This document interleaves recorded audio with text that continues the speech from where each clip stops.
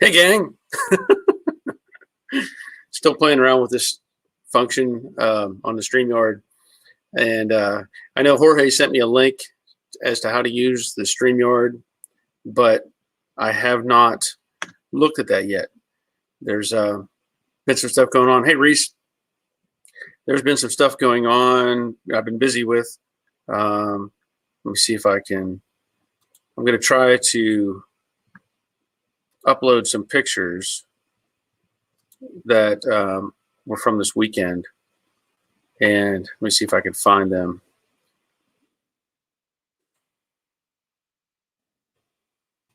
I'll have to get those pre-queued up in the side bar. And this is again things that I'm learning as I go along. So I guess I probably could have had these in here already, but this will work as well. And I'll show you what I'm talking about here in a minute. But I was supposed to do this on Wednesday, and it didn't work out. I had planned to do some work at our camper, and ended up having some issues and ran into some conflicts. So I'm uploading those pictures now as we speak, I think. But our campground, or our camper, it's over in Alabama, so it's an hour and 45 minutes away from us.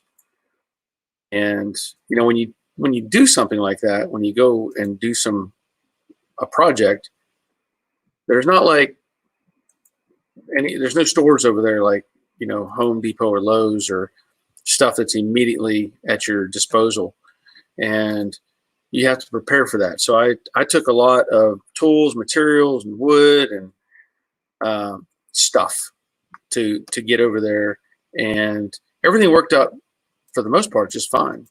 But hey, Tim, glad you're here. Hey, nobody. I'm doing good. I hope everybody else is doing good. But anyway, so I was over at the lake. Now, we had spent the weekend at the lake, which delayed the Monday broadcast by about a half hour or so. And I still carried on. We did about 3 hours on that. And then from there, I had drawn up a plan for doing some improvements to the deck of our camper. And like I said, it's not like you have, like here where I live, I can go to Lowe's or Home Depot. Hey, RJ. Hey, Ricard. I can go to like Lowe's or Home Depot or something like that in 10 minutes, 15 minutes tops, buy whatever I need and, go. But over at the lake, there are some places where you can buy materials, but it's a half hour to an hour trip, at least round trip, probably 40 minutes minimum. So I had drawn up my plans and my design for what I was going to do for the improvement on the deck on that camper. Torrential downpour. Ooh, sorry to hear that, Reed. It's been raining up on the north side of the states apparently quite a bit. I know Michigan's flooded out. Hey, Jeff. But anyway, so I made a materials list and kind of a tools list and different things, and bought everything I needed, loaded it all up in the truck, and took off on Tuesday and just spent the night at the camper and got up early on Wednesday. And my plan was to have everything done Wednesday and be back here in time for this. But again, things don't always go as planned. And one of the biggest problems I had in that process was this. Yeah. Now, you all know that I'm proactive instead of reactive. So what I did, I don't normally carry a spare on this truck around town, much less a jack or anything else. But knowing that I'm an hour and a half from anything, or an hour and a half from my tool supplies, I did carry a spare, and I took my floor jack. And these wheels require a socket. You can't put a 4-way lug wrench in there. So I had prepped it all. I was ready to go. And just so happens boom, I got a flat tire on Franken truck. So I was able to swap that out and make it back home. But that was one of probably the biggest delay for me to not getting back here on time and getting stuff moving. Let's see, battery burnout. Hey, glad you're here. Hey, Sean, glad you're here. So anyway, sorry I missed yesterday's chat, which we all missed it apparently. John, I'm doing good. Let's see. Managed to be home during a Joe Daddy cast day. Well, I'll give you a bell for being here, John. Sounds like you haven't made it to one of these Wednesday, Thursday deals. And like I said, normally I do it Wednesday. And if Thursday works better, maybe I'll do it on Thursday. I don't know. But I have coffee. So that's a plus. And I have to show off my shirt.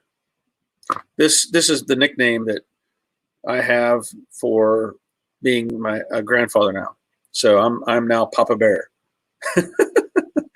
So my daughter-in-law, or my son and daughter-in-law, got me this shirt for my birthday, and so I got my Papa Bear shirt on, and they've given me a variety of things that say Papa Bear on it. So thought I'd wear it today as part of this podcast or broadcast, whatever you want to call it. So let's see. Yes, afternoon coffee, definitely. Give you a bell for that. So let me show you what I was doing. And I'm just going to show you these pictures because, it's what I do. So this is our camper. And there's a variety. There's like, I don't know, 12 or 16 campers in this horseshoe shaped space. And we had bought this camper last year, and it came with this big carport over the top of it. And the people that owned it, they had built or paid somebody to build this deck. Now, it may not have been the way that I would have built this deck, but it's what's there, and I'm definitely not going to rip it out and start over, but it does serve its purpose. Now, this deck is, there we go. You can see the front of the camper sticks out just to the front of the overhang. And this is pretty common. People do this a lot. They put up a camper and they'll put a carport over it or build, a wooden structure over it to protect it. And it only makes sense. The weather beaten down. And this is a camper that I don't plan on moving. If I decide to go somewhere else, I will probably sell this and just buy a whole nother something. But at this point, if you look in the center lower of the picture, there's the post for the carport, and there's a concrete chunk sitting there on the ground. One thing I didn't like about the way this deck was this dead space that runs from the edge of the deck to the post of the carport, because it's just dead space. And so I decided to take it all apart.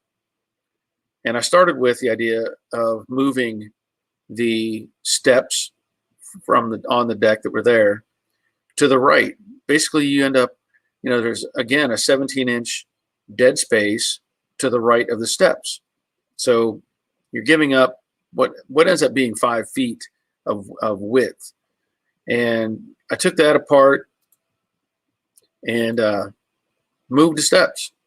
I dug out, there was a little bit of dirt there on the right that was kind of in the way, but I dug out that space, slid the deck or the steps over, resecured them to the deck, and started working from there. And the idea is there's a lake. If you were to sit on the deck with the camper to your back, the lake is in front of you. So it would be to the left of this picture. And, my wife likes to sit out there and look at the lake and stuff going on. But, you're limited because where you have to sit either like directly in front of the steps. So there's a gate that goes there as well. So anybody coming in and out has to move, around you or move to, open a gate. And anyway, so I wanted to take advantage of that space. So this is what I did. I extended the deck out, and it worked out to be 5 feet, 66 inches. So what, 5'6"? Is that right? Anyway, So we're 66 inches is what I extended out to meet that pole at the edge of the frame for the carport, or the the over covering. And there it is with the decking on top. And the only conflict I had with this was the decking that's on the or the material that's on the original deck worked out to be 5¼ inches, whereas the new stuff that I bought was 5½. So if you'll notice, there's a little bit of an overhang at the front edge facing out, and I had to trim off the end of that last board, which was not a problem at all. And then from there, I started building the handrail around it, and I realized, and I knew this going in, I didn't know how many pieces of vertical rails I would need to come around the deck and encompass this front section. And that's not a problem. I just wanted to get the structure built, and then I can go back and put in those segments. And now the nice part is people can access, the steps without any conflict. And my wife can sit up here in this corner, and it worked out. It was about 30 square feet, that I added on. So it was about 5 feet, well, by 66 inches. So about 30 square feet of space up here on the front. And I think it's going to be fantastic. Now that makes it much more user friendly, and just something we wanted to do to improve upon it.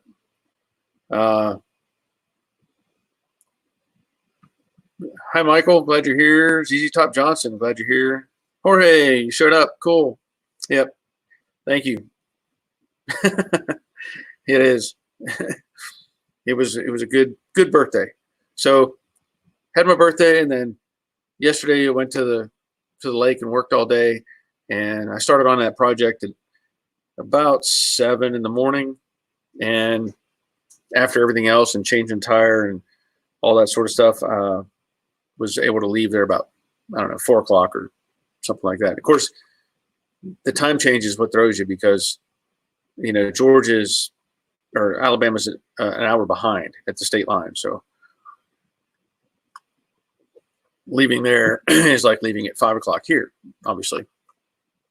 But anyway, I was able to get all that done, come home. My wife had thank you, John. My it's just me. It's my friend 65 Chevy sitting back here. I got to change out the door seals on it. I've been waiting on them to show up. I've ordered them a couple weeks ago, and they're supposed to be coming. And a new trunk seal too. But drove home, and my wife had made one of my favorite meals, lasagna, which is a recipe my mom makes. Thank you, Ricard. We used to have it at Christmas all the time, and now my wife makes it for my birthday as well. But it's not like regular lasagna. It's lasagna with rolled ham and cheese in it. So hey, David from Syracuse, glad you're here. So anyway, the lasagna has you roll up the noodles into pockets, and inside that pocket is ham and I think Swiss cheese, and then of course it's got spaghetti sauce and all the normal stuff you put in lasagna or whatever. It's really good, really good. So she made me that and a cake, and we'll have leftovers for a few days. Yeah, but it was good. Kids were here, my grandson was here, and got to hang out a little bit. And so anyway, that's enough rambling. I'm waiting to, if you got some questions, or if you want to be on this broadcast, by all means, send me an email. Let me pull up my email in case somebody has already queued up. Whoops, what is that? I don't know what that was. All right. So let me get the link from StreamYard. I'll copy that. And then anybody who wants to join in can jump in here. Here is the email. And joedaddysgarage@gmail.com. And if you want to jump in, send me an email and we'll get you in here and start get you on the broadcast and, talk about things if you want to. Hey, Harvey, glad you're here. David, yeah, outdoors are awesome. I mean, leftovers are awesome. Sorry, I'm trying to read through all that. Okay, David. Yeah, like I said, send me an email, and we'll pull you in. And I like to mix it up. I like to have people, especially. So I'm doing this at this time of day for people like in Europe, like Ricard. Get them in here and talk about stuff going on, whether it's their project or what's going on in their country or whatever. It doesn't really matter. Just like to have the conversation going on. Happy Friday Eve. Yeah. Okay. Give you a little bell for that.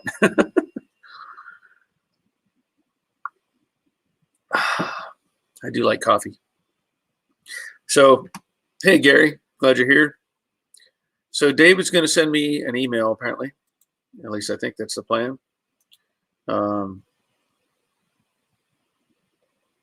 We'll see what happens here. So what else is going on out there? I mean, I know in Michigan they're having tremendous flooding. And, here in Georgia, we had the lowest temperatures we've had in a long time yesterday. It was like 54 degrees or something.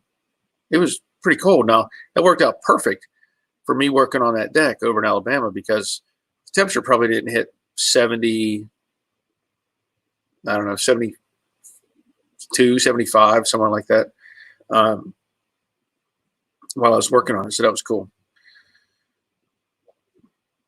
Okay, Gary, you finally got your torque box. Okay, let me click on that.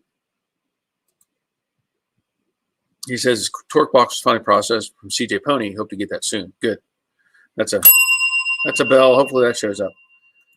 John, you don't want me on your cast. Barry mom said I have a face for radio. When I was born, the midwife smacked my dad. Yeah. Yeah, that's pretty much. I mean, I don't even know if I have a good voice for radio, but radio is probably better for me.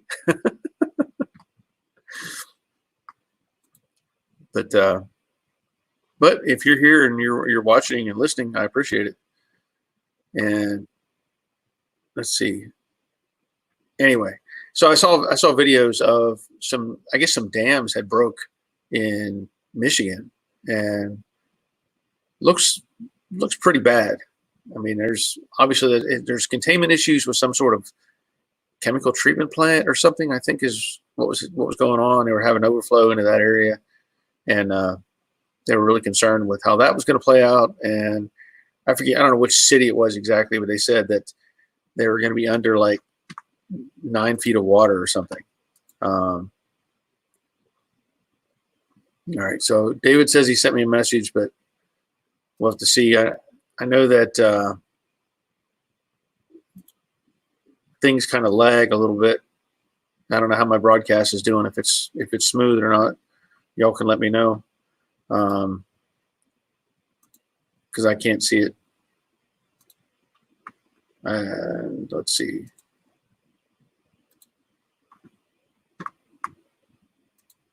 Hasn't showed up yet, David. Hold on.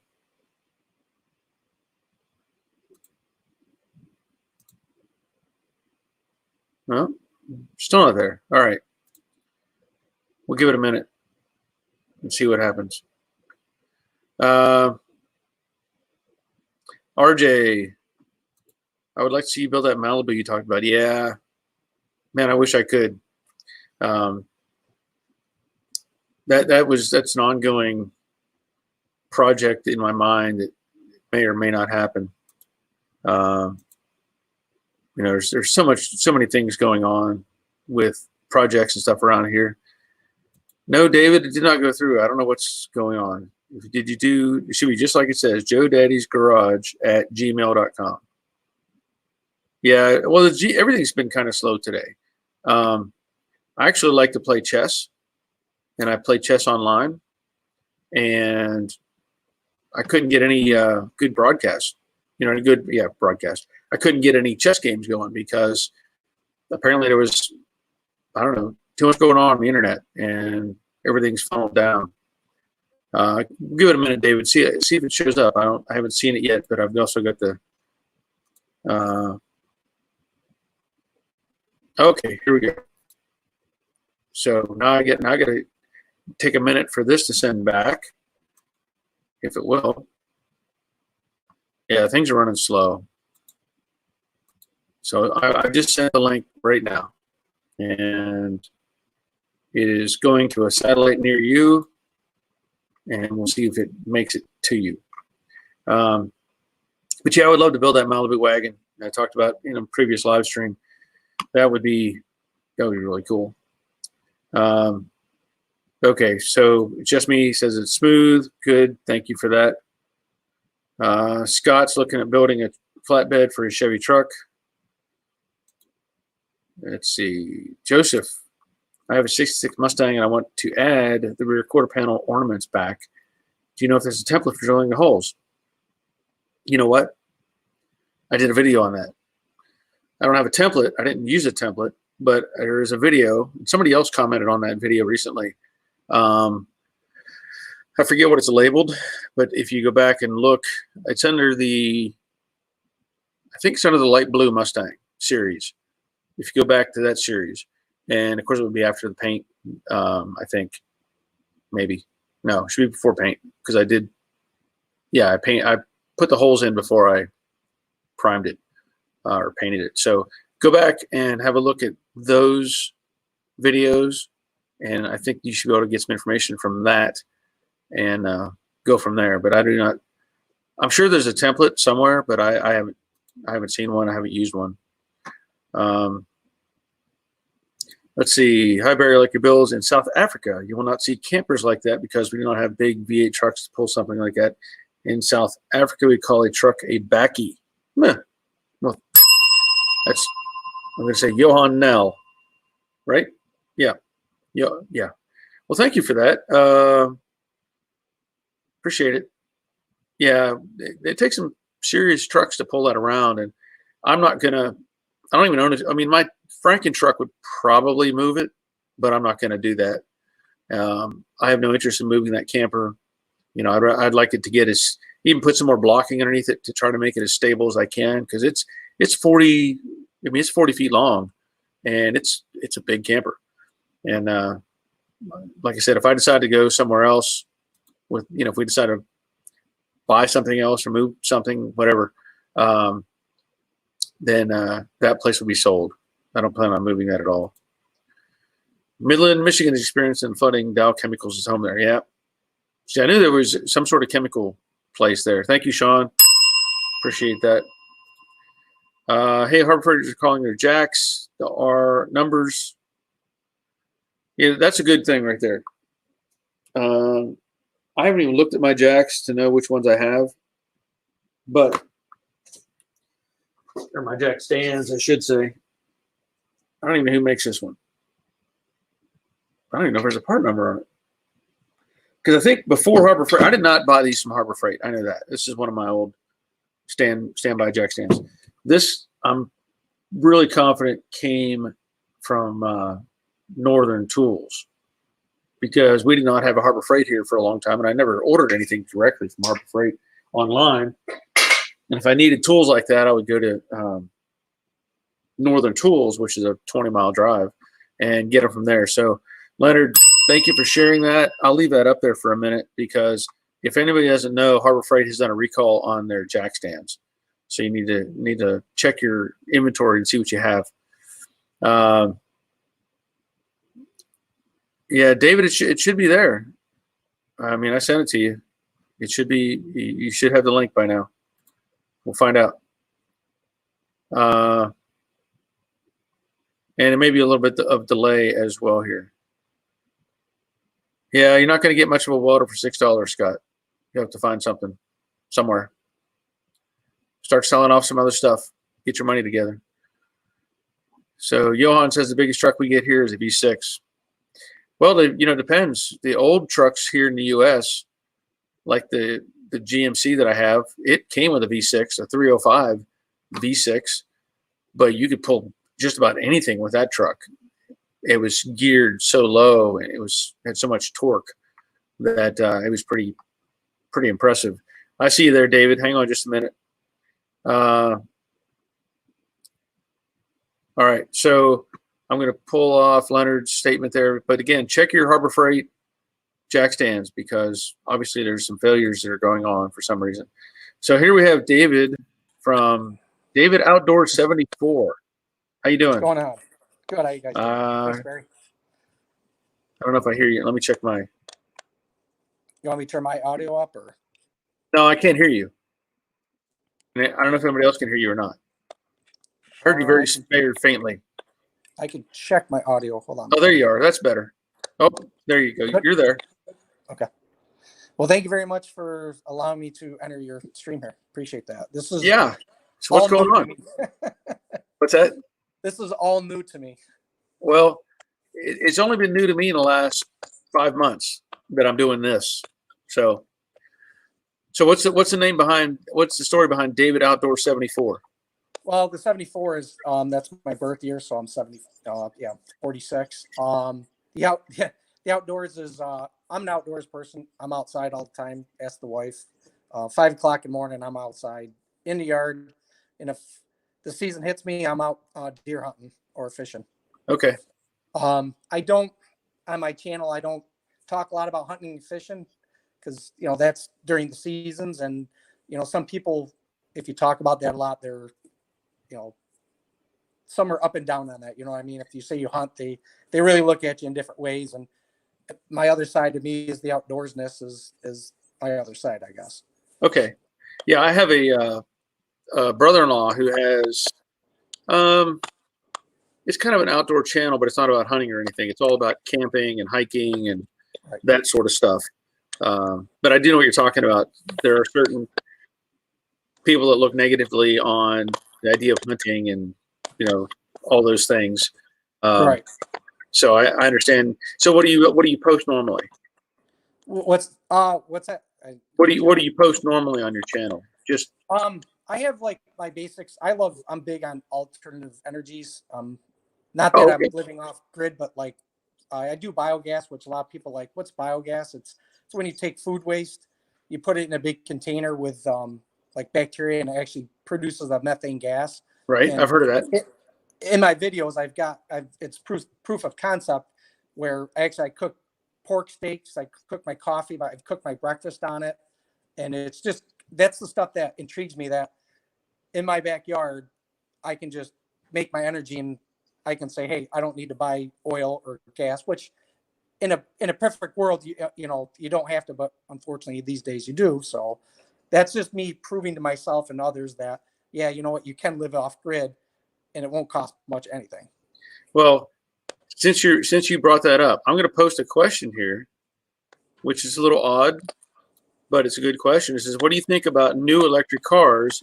Is there any future for electric cars in the United States? Not in the Northeast, not with salt. I mean, I really think you get a blizzard, those things. I mean, I work for the highway department where I live. Yeah. So I'm up at 2 a.m. pushing the foot of snow or 2 foot. Electric cars, not going to be the V8. Yeah. I mean, they got a lot of torque.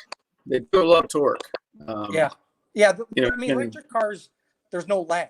It's and you're there. Yeah, it's on. Yes. I mean, gas motors, all that stuff's got to go through. Well, see, I'm going to give an opinion on it since RJ is asking. I think there actually is a future for electric cars in the U.S. and not because I won't say because we have to, but I'm thinking that society is pushing for that, even though they don't really know what it takes to get that electric car to market.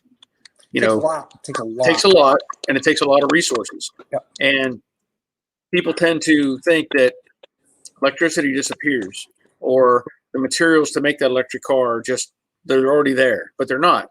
There's a lot of exotic metals that go into it. There's chemicals that go into it. And so to make that electric car, you make a pretty good sized carbon footprint.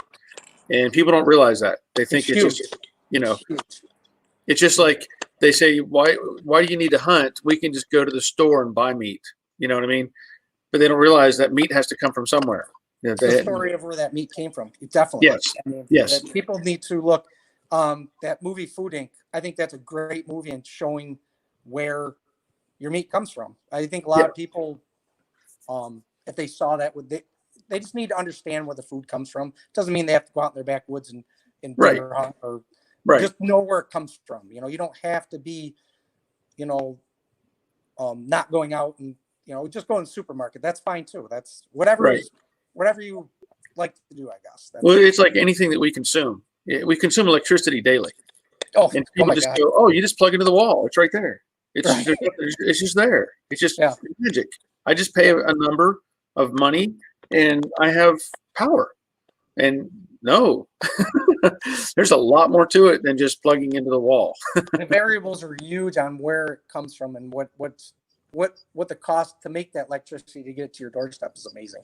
Right. I mean, if you look at your electric bill, the delivery charge is way surpasses what you really use. Yeah. I mean, Yeah. if, say $100 bill, you're probably $60 is delivery charge, and the rest is usage. Yeah. Yep. All right. So let me see. I'm gonna go look at some of these other questions here. Pull that one off. Sorry, I've got a dog in the background. That's okay.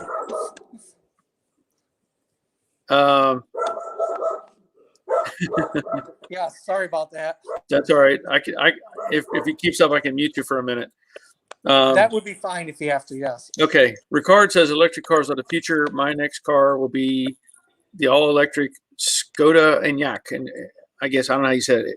Ricard is in Sweden, so whatever that is, I have no idea. Yeah, why don't you mute me for a second? I think we're getting a delivery. Okay, I'll mute you down. I'll pull you off. Okay. So, Ricard, you're thinking about getting an electric car in the future. I've thought about it too, because my typical commute is only 20 miles to work, and so they even have charging stations at our work.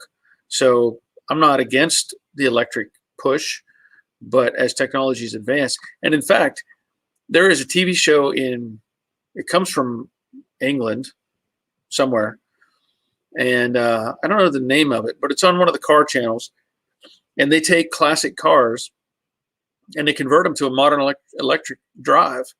And they had taken a car in yesterday. It was our show was a Porsche 914 that had been converted to electric 20 years ago, and they were redoing it, putting in much more modern stuff. Pretty interesting show. I mean, it's really neat what they can come up with for that to work. So I'm not against it. In fact, this may be sacrilege, but I had thought about the idea. I've actually followed a company on Facebook, something Electric GT, I think is the name of their page, about the idea of converting a Mustang to a classic Mustang to electric. They're putting out easily 300 horsepower, and I don't know. I think it would be a neat thing to do to convert one of these, like an old 6-cylinder car converted to electric. But if you haven't checked that out, I think it's Electric GT. I think is on Facebook, and then whatever that show was, I don't remember the specific name. Okay, so David, I guess you're back. Okay, I'm gonna bring David back, and dog's quiet now. She's outside. Okay, let me just leave it. Okay, Greg has shown up from Greg's workshop. If you haven't seen him yet, he's in Australia. So I like electric car. I think, like I said, I like the renewable. Electric is the way to go, but like you said, it's what it takes to get there, and to turn a Mustang into it, that'd be pretty cool. Well, the technology is there. Yeah, it's just a matter of getting the materials. The company, I actually talked to him and I said, "What would it cost to buy a kit?" Well, unfortunately, to buy a kit, it was like $25,000 or something. That's what I was gonna say. At least 20,000 for something like that. Yeah, and I was like, "Well, that's not feasible. I can't make that justification. If it was 10, I would consider it, but I can't justify 25." So, ZZ Top Johnson, do you know anything about bad quality on vintage wheels? I bought Magna 500 wheels made USA, and after a year or two, I started to rust. The car was only driven during the summer. I really can't give much advice on the wheels, or I don't know what they were. The Magna 500s, it's got some chrome and some paint. I'm assuming you're talking about the chrome. I think the difficulty with chrome these days is there's certain elements they don't let you use like you used to.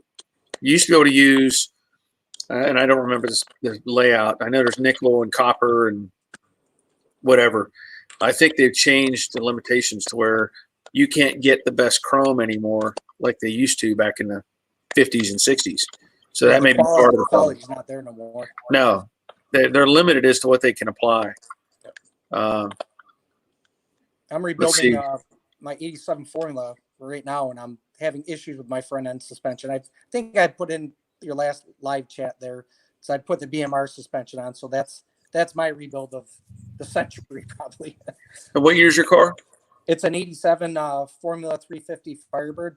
Oh, okay, okay. I've had that for 20 years or so. Yeah. Let's see. Battery burnout. It's like being offered a tongue sandwich and saying, "I won't eat anything out of an animal's mouth. Give me a couple of eggs."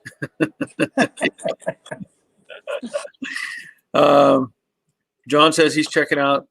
His internet keeps dropping, so just hang in there. Jorge, we have an electric car. It's great on gas. Electric classic Mustang would be cool. I agree. It would be. It would be an interesting conversion. Nissan Leaf is highly the resale would recommended. probably be amazing. What's that?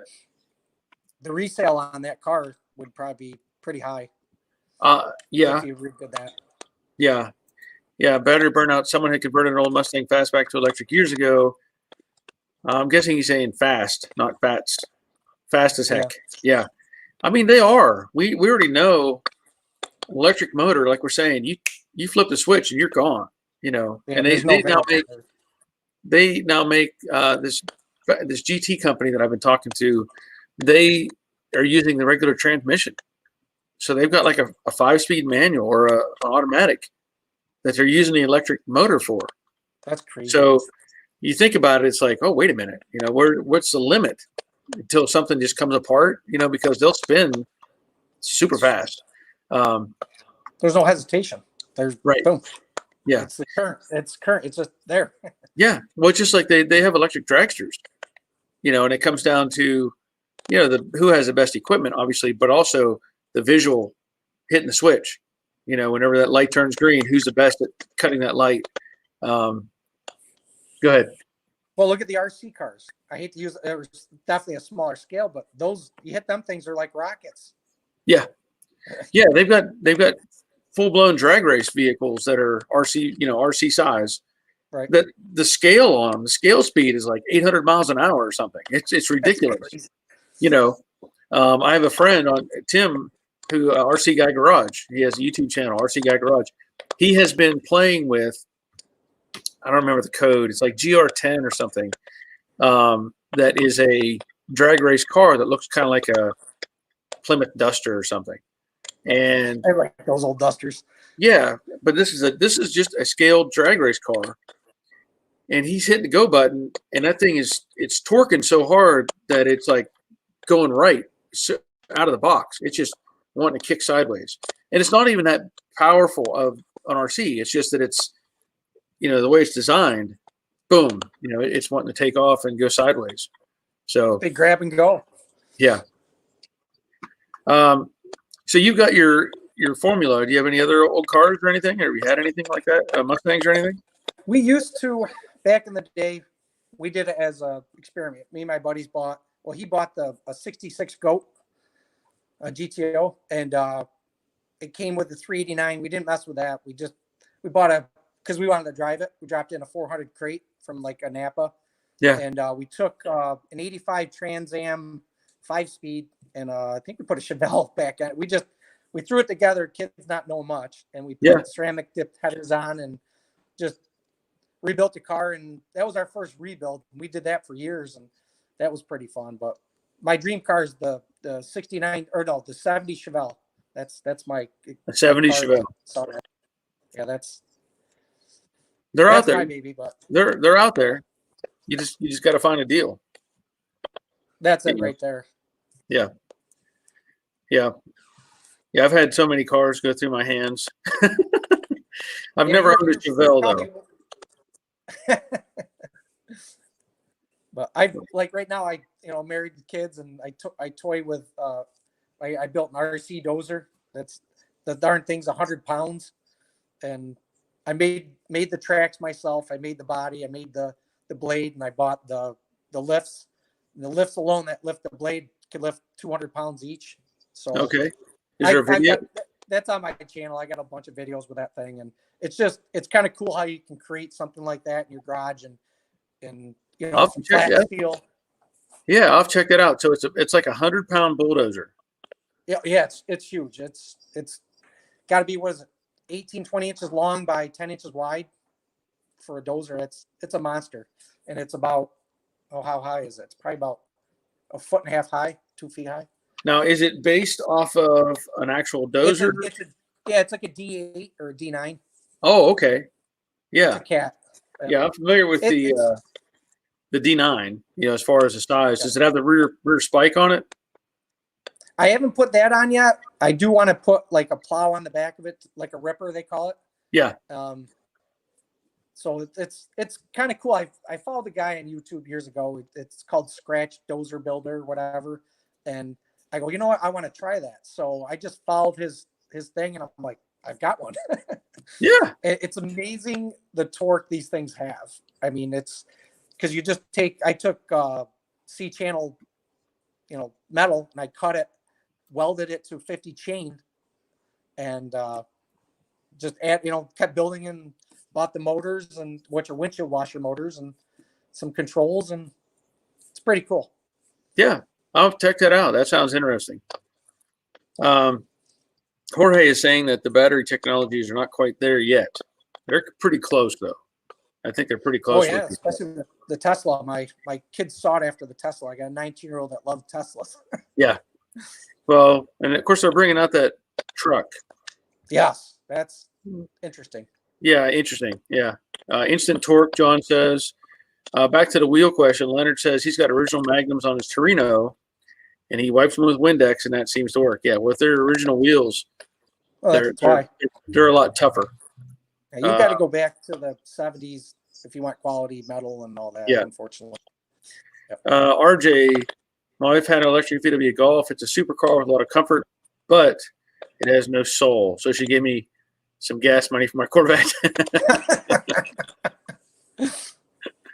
I'd go with that. I'll give you a bell for that, getting gas money from the wife. Nobody 66. Electric motors generate max torque and startup. Internal combustion engines require more RPMs to generate torque. Very true. Give you a bell for that. Yep. ZZ Top. Electric motors generate max. Yeah. Oh, wait a minute. Wait, I'm back. I'm off the chart here. Let's see. My sequence is off. I'm clicking on one, and it's coming up. Oh, ZZ Top.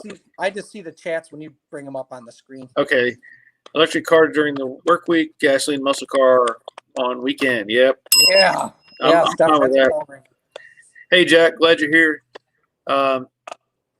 Yeah, I mean, I'm not against it, the electric car at all, as far as driving one. I'd like to. I've never driven one, but I would like to. Like the Chevy Volt. I don't know. I guess they're still making them. I don't know. But that's a neat looking little car. It seems to do a job. And I even tried. If you go back years ago, back in the early '90s, GM made an electric car. What was it called? Like a GM1 or something like that. I don't remember the name of it. Somebody else probably knows it. But it was, it was an electric car. And I tried to get one. And I didn't. You had to be on a list. You had to say, I want one, request. And I tried to get a hold of one and never did. EV1, electric vehicle one. That's what it was. Really? Yeah, I've never heard of that one. Yeah. Well, if you go back and look it up, it was kind of like a little bit like the Prius in its shape. Yep. And it was a neat looking little car, but it had a range. I think the range was only like 40 or 80 miles or something like that, and it had to recharge because it was using like lead acid batteries. It wasn't using modern batteries. Yeah, and people don't realize you can't keep charging them. Yeah. Well, what happened was there was a big demand for these, and you had to be on a lottery list to get a hold of one. And what happened?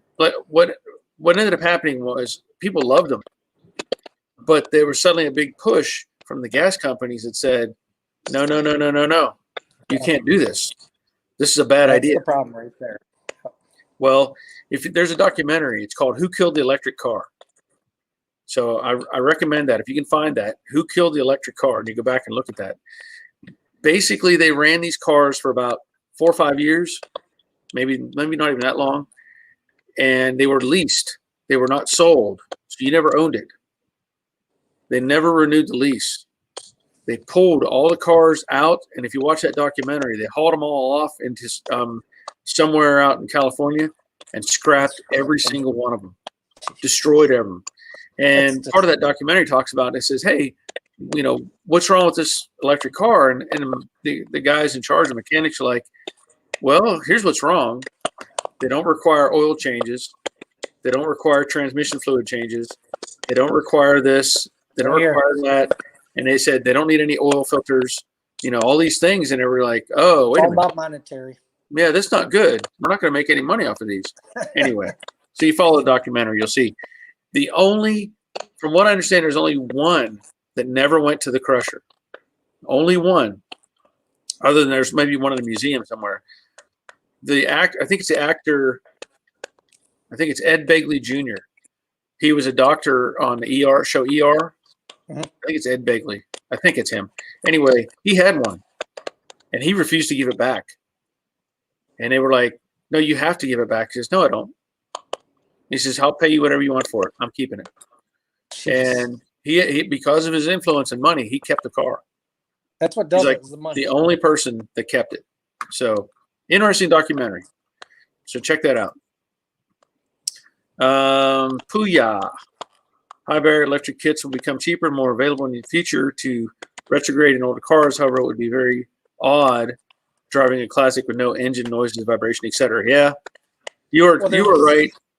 There was that movie that was it Kevin James was in. Where was it him? Yeah, that they made that movie with electric car had the sound of the V8. I don't know if you watched that one.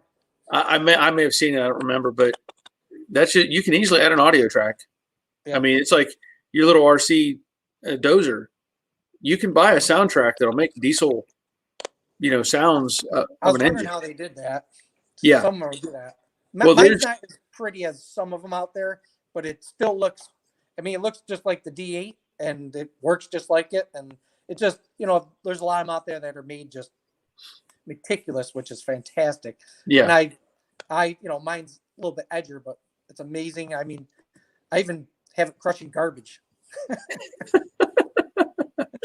Well, there are kits. If you go online and do some research, you can buy an audio kit for I have that RC Scout that I have, 10 scale RC Scout. You can buy basically a chip, whatever, that you can plug in, that when you hit the throttle, it revs up. Where does it connect to? What's that? Where does it connect to though? Where's the? It connects to the module, the control module. So whenever you initiate power, while it's also giving the motor turn, it puts that signal to the soundtrack, whatever. That's cool. Yeah, because I don't obviously the way I have it, I don't. I've got the saber tooth, which is gives the power for the motors, the controller for the motors, and then I've got a couple other controllers for the cylinders. Yeah, there's a lot of stuff out there to make those sounds. In fact, I'll give you a name of a guy if you haven't seen him. I'm trying to remember the exact name. It's Danny Hyun, I think is the name. So you need to look. Huynh. Grab me a pen, Dylan. Yeah, I'll get so Danny, if you want to see a crazy builder that builds amazing RC artwork, Danny, and I believe it's Huynh. I'm gonna write that down real quick. Yeah, pen paper. He has the most amazing RCs, and they all have engine sounds to them. It all makes engine sounds. Yeah, I was always wondering how pen that don't work. One second. Sorry about that. All right, go. His name is. You need a pen that does work. Yes. My son gives me a marker. I don't know if you can see that. No, I can't. What's it say? Oh yeah. I like that one. Jody, that's good. How'd you get that? Good. I had him made. So, See my- so Danny, what was his name? Hold on, let me get my focus back here. It's got to come back to me. Maybe. There you go. No, still show. I'm still looking like I'm out of focus. His name's Danny Huynh, Huynh, I believe is how it's done. Okay. Maybe it'll get me. There it goes. Now it's focused. Yep. Okay. Yeah, that RC stuff is it's amazing. It seems like in Europe they're amazing what they like in Germany how they build those RCs. It's just like the farm tractors they build is just amazing. Yeah. The Yeah. quality. Well, what Danny builds is he does like future world, like Mad Max looking RC Right. trucks and cars. But when you start looking at him and seeing exactly what he does, it is not just a car. It is a piece of art, but he'll have like monkeys driving it or crazy guys with bandanas on. And one of the cars I know, it's some sort of just pieces put together. Right. But when he hits the gas, the butterfly is open on the blower or on the intake. Yeah. The throttle linkage moves. You hear it rev up. Wow, he's got really detailed. Wow. The foot moves on the gas pedal. Okay. His steering, when it turns, the head on the guy turns whichever way he's looking to go. And then They have thousands of man hours on that. it seems to be the extra pieces, like on this one battle machine, it has a door on the side that there's a track, and the guy comes out sideways, and he's got a minigun. Like it looks like it's this big around. It's a minigun, and he's like got a hand crank on it, and the barrel spins, the crank turns, and the guy's like turning like he's a gunner on a. It's just crazy. That's just you really need to look at his stuff to really. I got his name, so I'll definitely look it up. Definitely. Yeah. Greg Workshop. He says he's got the real thing. He's talking about the dozer. Hey, Greg. Hey, what's going on? I love them dozers. I run backhoes and payloaders at where I work and huge snow blowers. So yeah, dozers. That's one thing I never got to run so far is a dozer. I've run pretty much everything else except for a dozer. Yeah. I'm going to see if I'm going to send Greg a link. I think I'm going to send Greg a link. Let me see here. Because he's been wanting to get on here for a while. If you want to kick me off and put him on, that's fine. If his internet is holding up, because I know I've been watching his videos. He was building a forge by hand, all steel and all kinds of stuff. He builds all kinds of stuff. So if you haven't seen it, look up Greg Workshop. He's in Australia, and he's a great fabricator, but he's new to YouTube. He's just learning how to, put these things together and try to show the right angles and stuff like that. So it's taking a little time, but he's in the middle of building. What's that? A lot of information on YouTube. It's amazing. A lot of helpful stuff. Yeah. So he was building a forge. I think it was like 19 inches long, 13 inches tall. Right. And he's been waiting on parts. So he had to push it aside and get something else going. But pretty much everything, all the tooling he just builds himself. God. But some people got that talent, man, that can build their own tools. I give them credit. I give them a lot of credit. Yeah. I think there was something I saw. I forget what one of the earlier videos he posted. He was like making tooling dies or something where you could I think for Bodywork. He had made all his own blocks, stuff like that. Yeah. Dent pullers and stuff like that. I don't know if he made a dent puller. Those are pretty easy to get a hold of. Just to drill in out. Yeah. Well, you probably I don't know if you've seen the one I have. It's built. It's a slide hammer on a vice grip. No, I haven't. Yeah. Let me go grab it. Yes. You might like this. So, what do you got behind you? Right here? Yeah, what car is that? 65 Impala. Oh, Impala. We got 350 in there? Now this isn't my car though. Oh, This is one. If you go back and look at probably 5 or 6, 7 videos ago, I did a walk around on this car. Belongs to a friend of mine. He's owned it for like 50 years, and it's a 4-door plain Jane Impala, but he loves it. What they run in 350s or? It's got a 283 in it. Oh, really? Yeah. Yeah, it's original. 283, 2-speed power glide. The only thing it's not original is the left front fender. It's been in some sort of accident. But if you go back and look at that video, you'll see all the. Yeah, well, I go in and out of it. But this is a slide hammer. Trying to get my angle right here. Yeah. So it's got a slide bar, and that's just like a threaded rod with a nut on the end of it. Yep. And then this is just your weight, and then this is threaded to match a pair of vice grips. So basically, if you were to, what I've used this for many times is I can weld like a piece of steel onto a dent and just clamp onto it and pull it with this, rather than drilling a hole and putting a threaded piece in and yanking on it, and then you create this cone, kind of deal. With this, I could put the say a wide piece of metal, and I could pull it on either side, or I can pull in the middle. I can change my angle, to try to get that dent to come out. Right. So I forget even where I got this. Somebody made it for me, but it's really just a piece of like bar stock. That's all it really is. You just thread the end, and let me pull that out of there. And it's held up. I mean, great. I've used this for a long time. There's a lot of thread on this. Yeah, look at that. So, and it just has a squared off little end on it that mates against the bar on the vice grips. But pretty simple. Like I said, basically just a bar stock. And when you're pulling a dent, like you said, you're not over.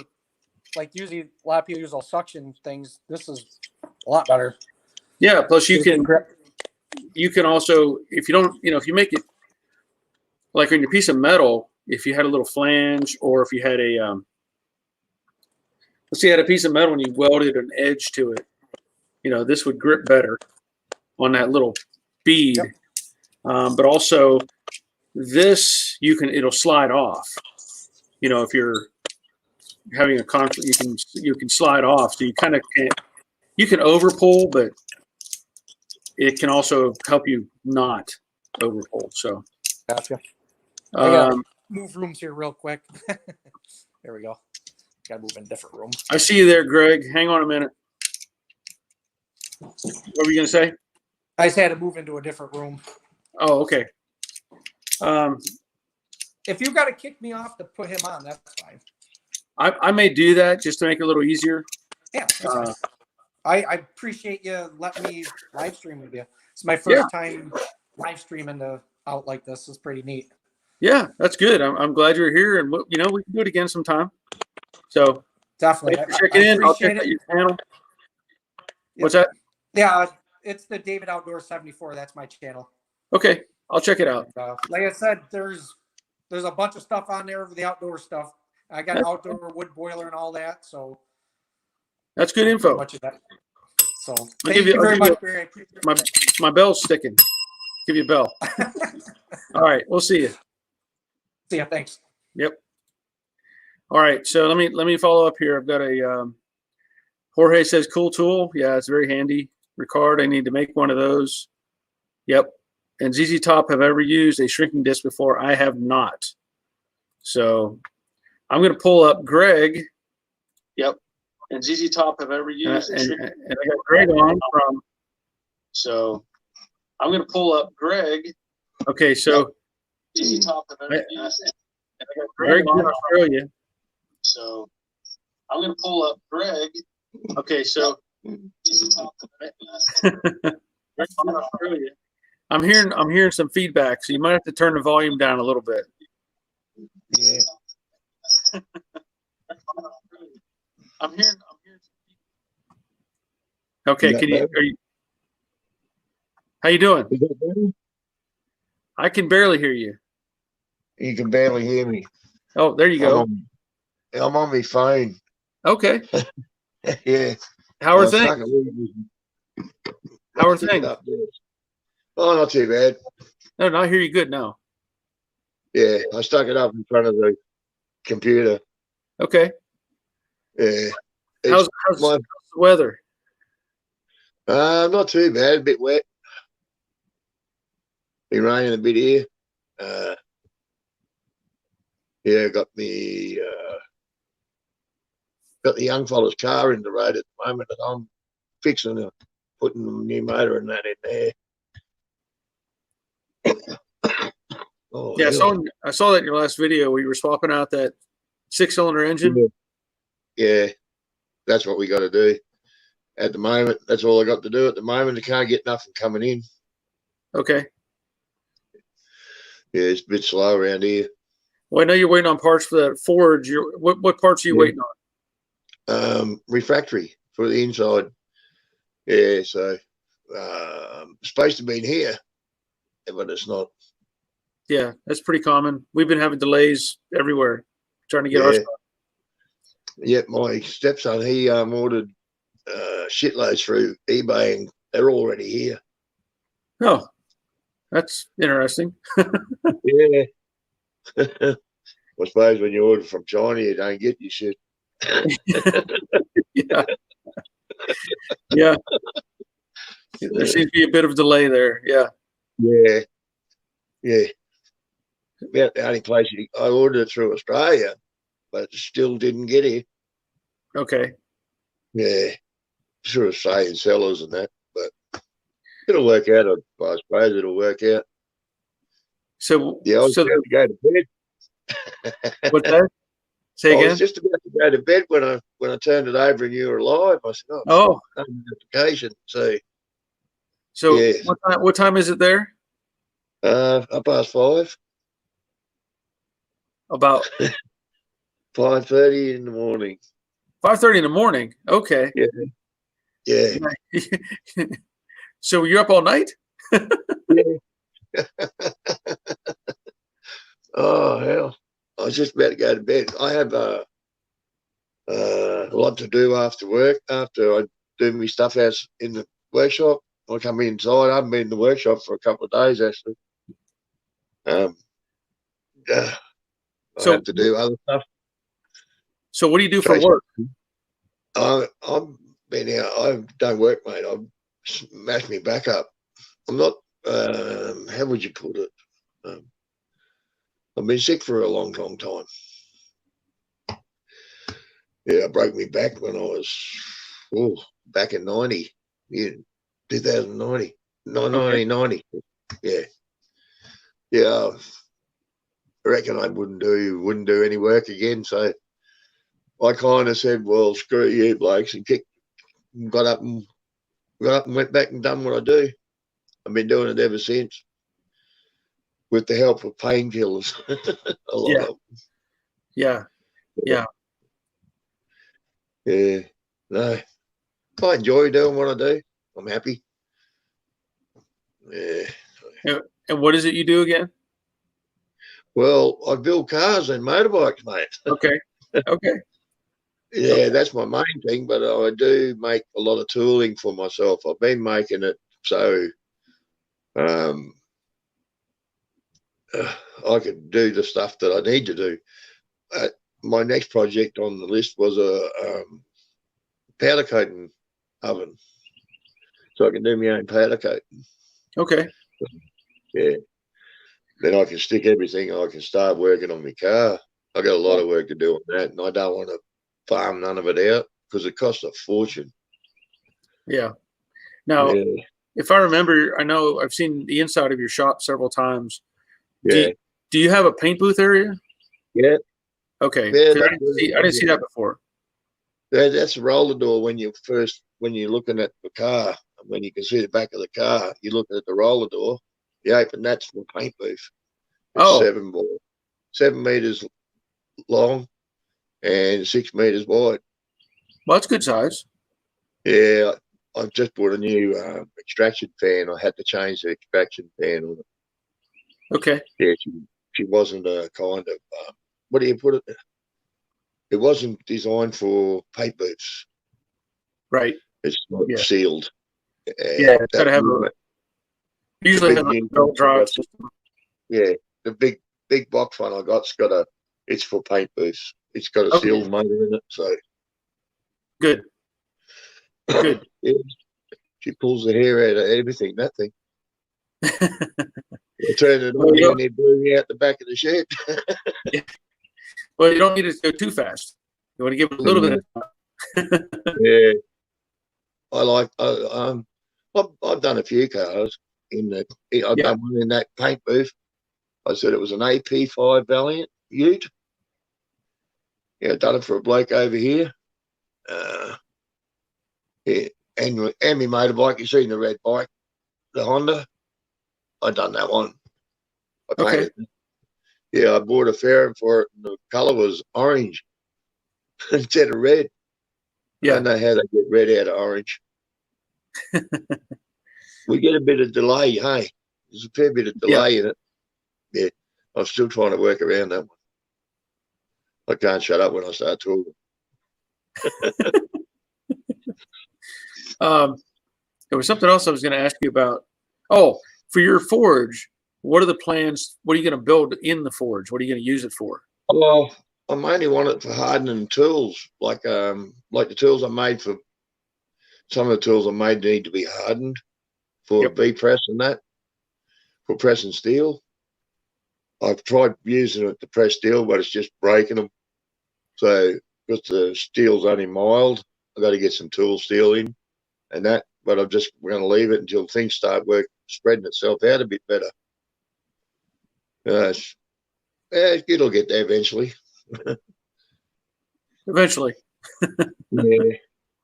I got to do a lot of work on my cordina first. I got to do putting a set of frame rails in it, mini tubs.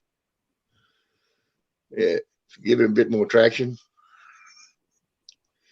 Yeah, I've had that car for 31 years. It's a long time to own a car. Yeah, it is. I know. I haven't had any car that long. That's a bit. I got my Ford truck, that Ford Explorer truck. I've had it for 19 years. That's pretty good. Yeah, it's just we've been trying to work out what we had wrong with it. I'm not into these electronics crap stuff. Yeah, I'm old school. I like a set of points or only thing I probably wouldn't mind in it was a set of electronic ignition, but that's about it. right. The rest is all manual, carby, and the whole lot. And I used to run my Cortina like that on you used to call it a 351 four barrel carby 351 Cleveland. Well, we have a Cleveland and a Windsor. Yeah, we do too, but we have a 351 4V with Cleveland, and we also have the 4V Cleveland Windsor as well. It's a big port Windsor. Okay. Or a Boss. Oh, okay. Yeah, that's different. Yeah. I wanted to stick a Coyote motor in it, but I haven't got enough room. That's a lot of work. Yeah. And the Cleveland used to give me whiplash. I'm sure. Yeah. That car can't be that heavy. I don't know. It's we got Tiranas over here. They call them a Tirana, SLR 5000, and they're way about the same as them, but it's not that heavy. I think it's up in being 1,000, probably 1,000 pound or something. I don't know. I had never had it weighed. Yeah. I know it goes like a scoreless cat when you get it on the highway. I'll bet. Yeah.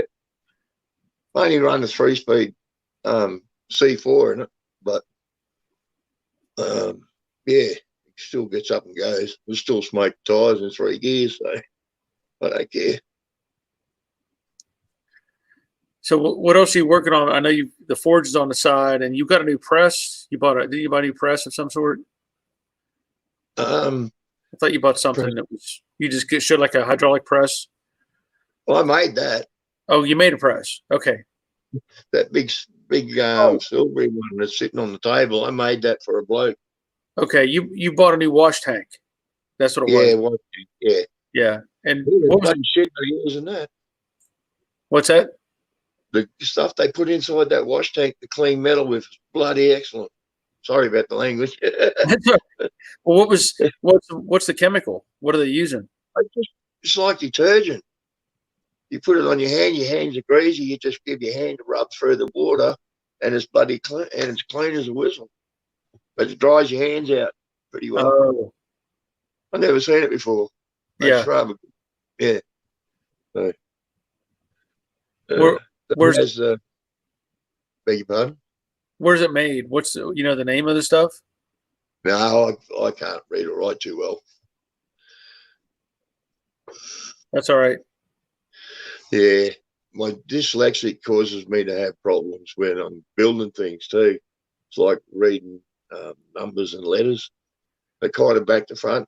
If I throw a tape away and just use my eyesight and cut the first one I want, and then cut the rest the same, I'm pretty well basically get there. But if I'm using a tape measure, I'll cut 10 of one and none of the ones I want.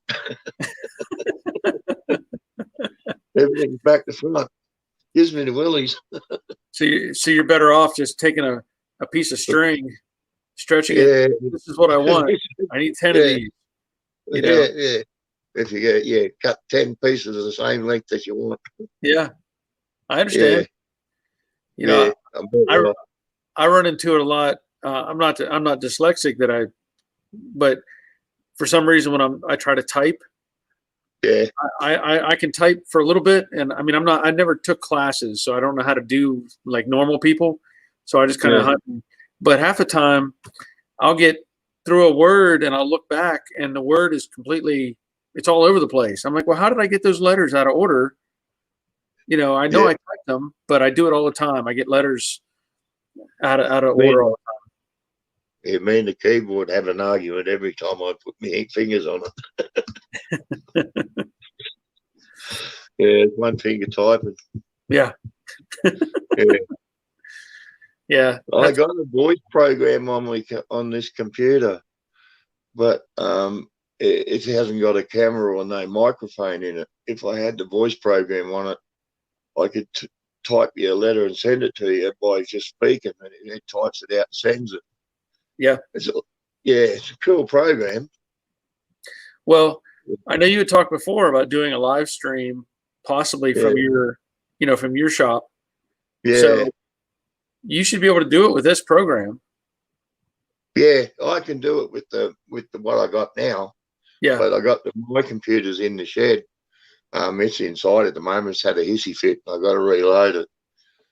And this is Mrs.'s computer. She's in bed asleep. Oh. Yeah, she's in out in her bed going to sleep because she can't sleep in the same room with me because I snore too much. Well, I know that was kind of a thing between my wife and I. Occasionally, she'll sleep in another room because I'll snore and she doesn't like it. Just kick gouge. Yeah, I kind of roll around. I don't go to sleep. I think I must have something wrong with me, sleep apnea or something. I got sleep apnea, and I wear a mask when I go to bed, and it's as noisy as hell. Keeps me awake. That's not good. No, I'll be glad to get some bloody work done soon, I hope. Yeah. Yeah. Once I start working on my car, I said I don't stop. I go all night. But the neighbours down here don't like it. See, I'm in residential. I'm not out in Mulga. Wish I was. Yeah. Yeah, in the city here, I had to put in big storage box in my roof and my shed so I could keep the paint fumes and put all the paint stuff in the roof in a big container and clean it out when I clean it out once a year or something. Scrape it all out and then box it back up and away I go. Huh. Yeah, to keep everything inside the shop without it going outside. Yeah, I don't have that restriction, thankfully. Yeah, EPA's a real pain. Yeah. Yeah, Yeah, we had a lot of stuff we had to deal with when we had the body shop. yeah, Filters and all kinds of stuff we had to use, and it was yeah. a lot more strict. But for somebody doing it at their home, just as Yeah. a side, just Yeah. on their own, they generally don't mess with you unless somebody complains. No, I done it because of myself mainly. Yeah. So I didn't have to breathe the shit myself because I've had a few wild moments when I've been painting with no mask on or That's yeah. not. Some of that stuff kind of eats your soul away and turns you into Yeah. something, yeah, wicked ass stuff. Oh, yeah, like I don't use a helmet when I weld, and everybody goes, "Look at me, what the hell?" What do you use? Just goggles? No, just me glasses. Okay. I got, yeah, I got a pair of welding glasses. Yeah. These are they got a mild yellow color in the lens. You can get burn on your face, Sure. but your eyes don't get burnt. They stay clear. But a MIG welder, you don't get a flash like you do with an arc welder. I wouldn't even. Oh man, no thanks. Yeah. Well, I've gotten used to using my hood, so I'll keep my hood on. Yeah, I do. I do it when I'm burning in big heavy stuff, like when I'm using flux core wire or something like that. I got to use it. Yeah. Yeah. Otherwise, it's just, oh man, does that stuff get hot? Yep. Yeah. I've gone out an hour later, mate. You still can't pick it up. Yeah. Yeah. Some of that thick stuff will hold heat forever. Yeah. That flux core wire is not too bad. But you can't weld mild steel with it, though. Too heavy a burn. Yeah. What size wire are you using your welder? For sheet metal, 0.023. 023. I use 0.06.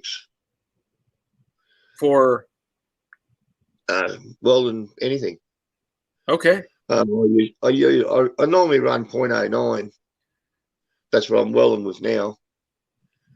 But in sheet metal stuff for panel beating, I'll use the 0.06. I got it down to a fine art, I think. I should do at my age. I got it down to a fine art. People look at me running beads down sheets of metal, and they look at me, go, huh, why don't you spot weld it? Why should I when I can fill it up with one bead? But the old age is starting to catch up to me. I get a bit wobbly. Oh, I got yeah. to use two hands to get the bead in. Yeah. Yeah. Most of my car was, I put it into a paint shop. Yeah, they massacred it. I put it in, had it out of the paint shop for about 3 months. It was in the shed. I was putting it back together. Had it ready to put it in a car show here in Adelaide.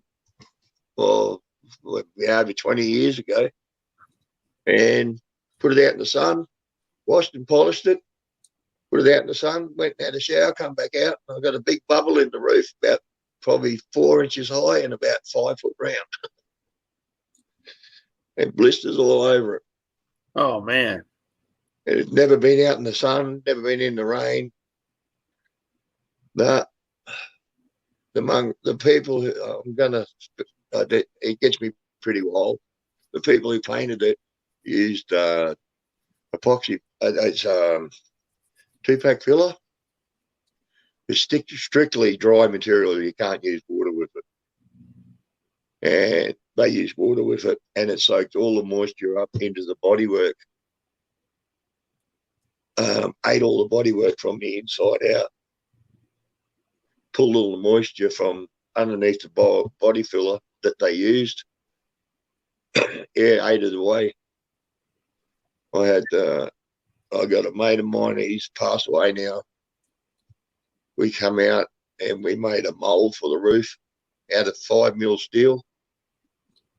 He made it, pushed it up against the roof, and we welded had a lot of dents in the roof from my dog. Jumped up on the roof of it, chasing the birds in the tree. You imagine what he did to it. Yeah, and yeah. So when I fixed it, like when we put it in the shop, they drilled holes in panels that didn't even have dents in it. And they filled up inside the panels, down in your wheel wells, full of water. And the water was still sitting there. It ate it away, and all the right water come through into the body filler. Oh man. And when I stripped it back to bare metal, well, I think I sent you some photos of it back to bare metal. You may have. I remember seeing pictures of it painted and with the interior. Yeah, that's when I first got it home. Okay. It didn't look too bad. Yeah, so yeah. It was only out 3 months and it was back in there. It's only supposed to take them 4 months to paint it. And then took them 2 years. Didn't do a very good job. Yeah. Yeah, I did sue them. I did take them to court, won, and the bloke disappeared, and I haven't been able to find him. So I can get me money, but that's one thing. There's another. Yeah. Yeah. Well, I think I'm going to let you go to bed. Yeah. Like kids get up for school in about another hour and a half. Yeah. Yeah. No, yeah. I like watching the show. Well, I'm glad you're here, and I know it's easier. Yeah. Well, at least I got this now. I can just go tap on it and go back, and I'll let you know if I'm coming over to have a visit. Okay. Yeah. Yeah. I hope to be able to get. What's that? I hope to be able to get stuck into doing some work, saying some decent stuff, so I can get it done. I got my rotisserie sitting there. I got to put my car on it yet, but it's still sitting in the box. I haven't even unpacked it. Yeah. That's one thing I don't have yet is a rotisserie. Oh, I needed it because I got to put the mini tubs in it. Though I don't want to do them laying on the ground. Yeah, I don't blame you. Yeah, I'm gonna rip all the floor out of it, all the tar and stuff, and I paint it the same colour as a car. Then put my frame rail kit in. It'll be all bolted. We'll take it out when I get a chance. It's a big job. Yeah. Whether I'm going to make it to the end of it or not, another thing.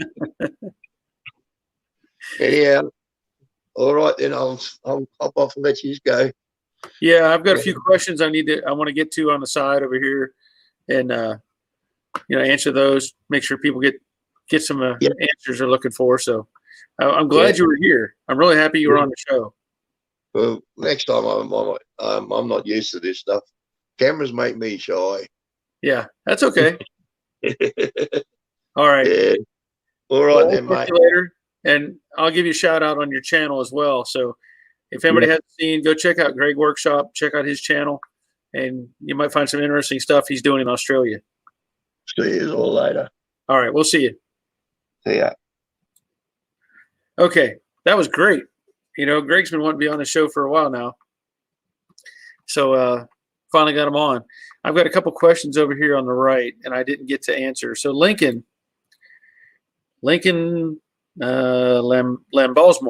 I'm going to guess. Lincoln Lambalsmore. Mr. Joe Daddy, what white car is that behind you? This is 65 Impala 4-door. I showed a video on it previously. It belongs to a friend of mine. He's had it over 50 years, and I've done a bunch of work on it over the years for him. Little oil change, resealed the engine and just a variety of different things. I think I may have put a water pump on it for him, but anyway, he brought it to me about a month or so ago to have the radiator replaced because it was just corroded away, falling apart. So I replaced the radiator, which I did a video on, and I'm going to replace the door seals because the door seals on this car, I know you probably can't really see them, but it'd be hard to see, but the door seals are just dry. They're crunchy. You can hear that. There's the door seal. So I've ordered a new set of door seals and I'm waiting for them to show up.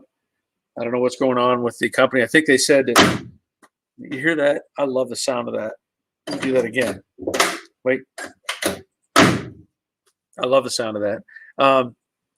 The company has sent me an email, said they're coming, but I have not seen them yet. So I'm looking forward to those showing up. Jorge, I will love to get a 2-post lift. Yes.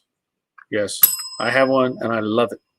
In fact, if I haven't mentioned before, that a partial payment. A friend of mine I was in the military with, I did a bunch of work on his 69 Corvette. It was original Stingray car, but engine and training were gone, and he had found a 427 for it, and it was an original 4-speed car, and I converted it to a Tremec 5-speed for him. And to do that, he knew that I needed a lift, so he's bought me a lift as part of the payment process. So that was the first car that I did on that lift was a 69 Stingray and did that conversion. So yeah, it's awesome having a lift. Now here's a question. Amar Shahal, I'm guessing is the pronunciation. I'm looking to buy my first classic Mustang. What advice do you have? Well, probably a lot of advice. And it depends on what you're looking for. We'll start with that. Are you looking for a plain Mustang, 6-cylinder, automatic?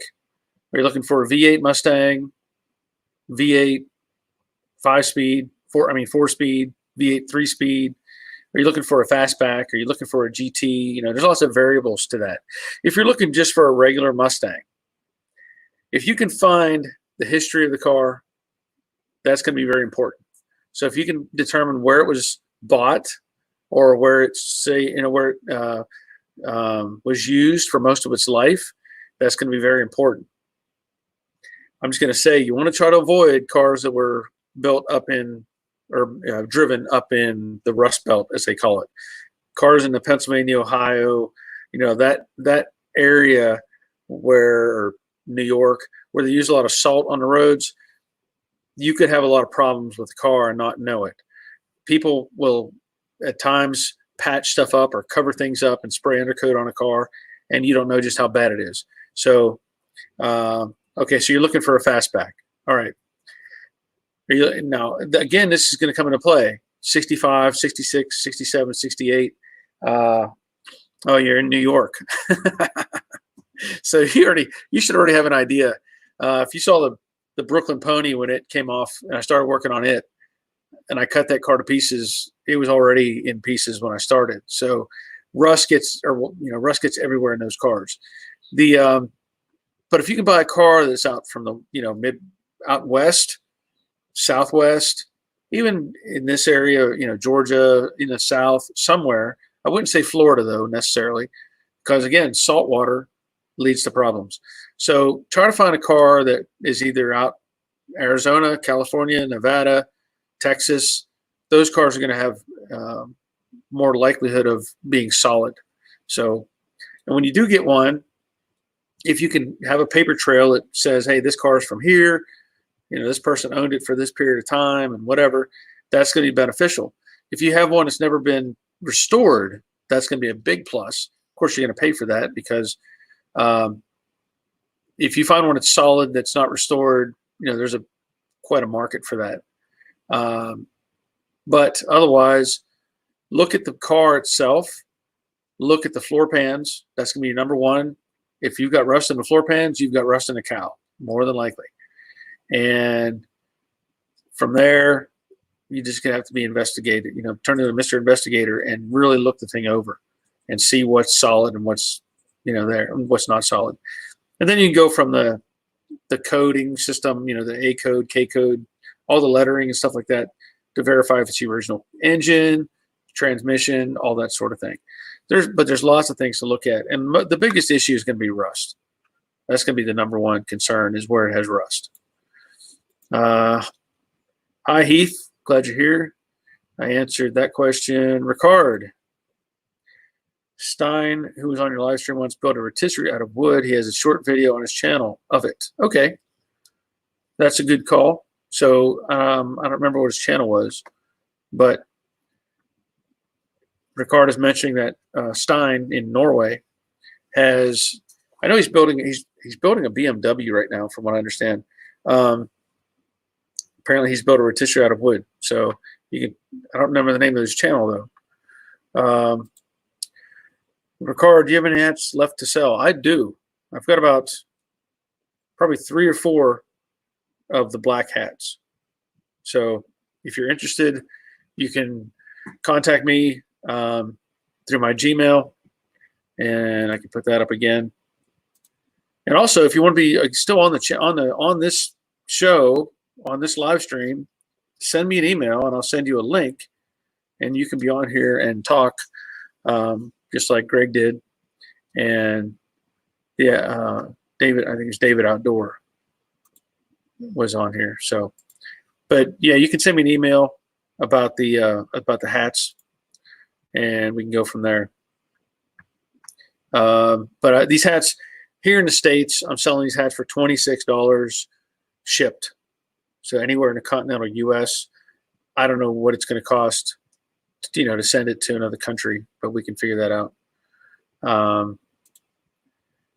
Amar, do you know any websites for classic car shopping? Well, not particularly. I mean, there's, I think Hemmings Motor News may have some links.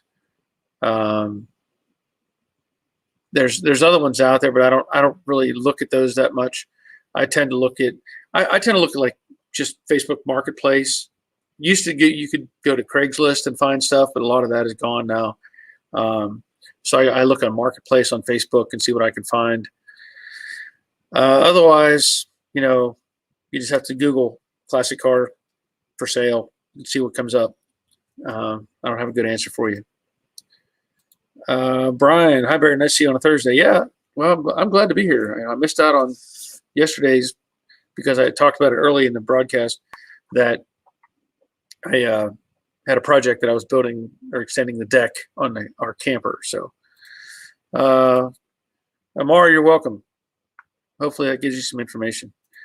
Leonard, Ricard, Jack is done. I sent you a picture. Let me know what you think.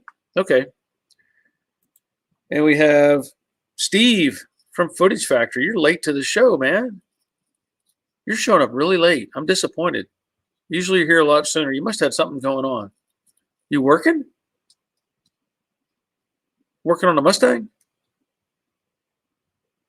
Hope you got some clothes on today.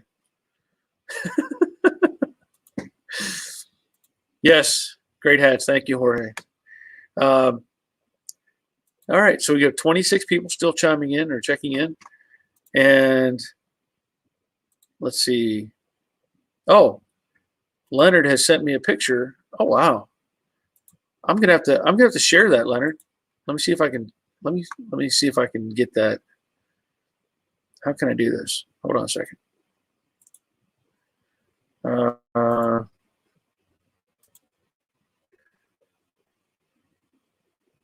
In one of the previous live streams, Ricard showed us a jack that he used to lift the transmission in his for his Mustang, and that jack was made from 2 scissor jacks. Hold on a second. So it was kind of neat design, and apparently Leonard liked the idea so much that he made his own. So I'm gonna have to put that up.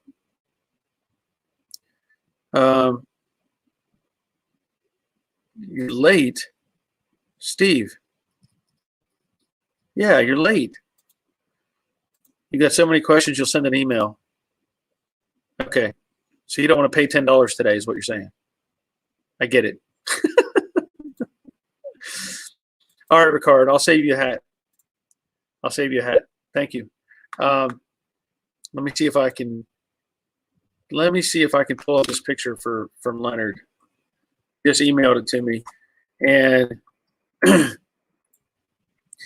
anyway, this jack that Ricard had showed us, it was 2 scissor jacks that were side by side with a chain that connected together, and you could rotate one, and they would both elevate at the same rate. And I'm trying to upload that picture that Leonard has made. Hold on a second. It's coming. Boy, the internet's slow today. It's slow. But like I said before, if you want to be on the stream, there's still time. Test.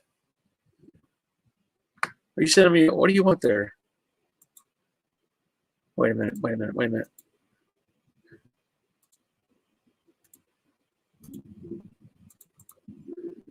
I don't know what you're sending me, so I'll just send you a link.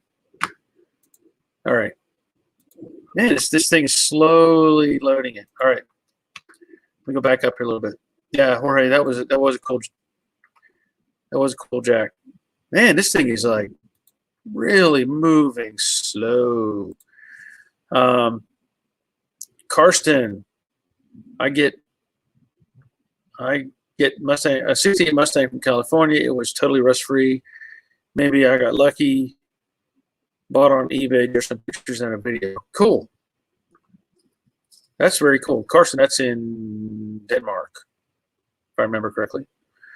Yes, Jorge, Cat 6 wire. Yeah, I know. I'm lazy. Can't get anything put together. Hold on, let's see. Brian is trying to. Maple Motors out of Tennessee is a great place to watch for old cars. I check them out every day. So that's Brian is commenting on Amar. He was asking about cars. So there you go. Maple Motors out of Tennessee. So you can check them out. Arthur, glad you're here. And looks like, I hope Steve, okay, he has clothes on. Okay, we're okay today. All right, so there's Steve. Well, oh, look at that. He's all in, man. He is all in. Got the laptop, the TV, the phone. Woo! That's impressive. So, what's going on? What's up, man? How are you doing? I'm doing. Let me fill you in on some West Coast news because I live in Washington, north of Oregon. All my friends live in California. They're police officers and they work for the state, and there are huge budget cuts to the point where a lot of them are going to be more than just furloughed. And I know you like to talk about COVID, but when I talk to them, they're just pissed. So I just thought that'd be interesting, you know. That's not a good sign. No. All right, you ready? You ready for the questions? I'll give it a shot. So, I got a flex welder with the smallest. Why? Why do I have a flex welder? Yeah. Because I'm cheap. Because I'm cheap. Okay. And And if I do buy a new welder, I'll probably use your link from Amazon so you get the credit for the damn thing.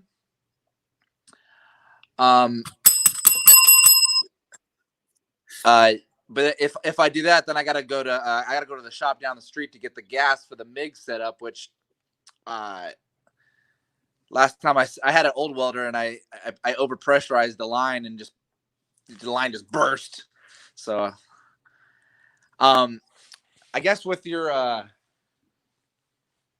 comment, for panels, the only size wire you'd use is 0.023, right? Well, I'll use 025 or 023 for sheet metal normally. And that's and just on the outside of this is probably that's the only size you'd use. There's no way in heck you'd use flux, huh? I would not use flux core on sheet metal. Just me. I mean, other people have done it. I'm not a fan. I don't like it. Yep. All right. Looks like I'm gonna have to invest in that. I'm kind of on hold until I get that new welder. Then that was basically my only question. I know you're talking about Cat 6. Hey, you want to see my setup on how I do run the Cat 6 to my TV? Sure. All right. Is it coming out of your house on the floor? It is. It is. So. But see, you're lagging. For some reason, you're lagging. I don't know what's going on there. Yeah. Am I not better now? I don't know if everybody else is seeing that or not. But well, you're still lagging. I don't know what's going on. It could be me. Could be you. So here, can you see this? How this setup right here has all my wires? I can see it. Yeah. So, okay. What I'm going to end up doing, and I have all these wires here, I'm going to run them in the roof over to where my TV is. I got about this. I think this is 50 or maybe 100. But why don't you do that for your backyard? Just run this from your house and bury it in the ground. Well, I could do that, and I probably will do that. The hard part is getting it from the front of my house to the back of my house, because I'm on a slab, so I have to go through the roof, and the access to where my router is, the roof is like that. So I have to come to that wall and work my way down. It's not easy. It's not easy. I could just punch a hole in the sheetrock and just feed it through the wall. Just deal with it later. And I already bought not worry about it, but the pre-assembled Ethernet. I know you can assemble it, but just it cost me like $20 on Amazon, Yeah. Yeah. Well, I'll probably do something. So you get a little faster internet.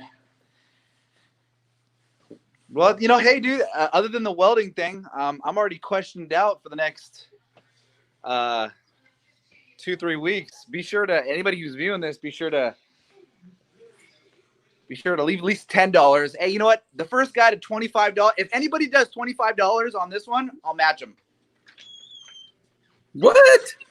If anyone does $25 on this thing, well, you know what? I'll match them. And if I don't see it now, I'll do it on the next one. So these guys better hurry up and do it. That's awesome. I would appreciate that. But other than that, hey, I have a question for you. Okay. You said you have a house in Scotland? Yeah. Is it like a rental? What's the deal?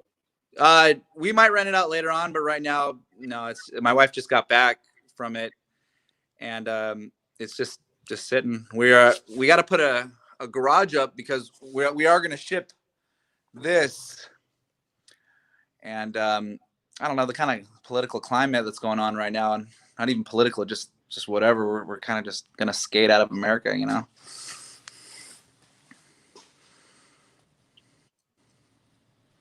I can't say as I blame you. So, yeah. Okay, so everybody's saying that I'm the one that's lagging. So you're fine. I guess I'm lagging. So I need to go buy some Cat 6 or something.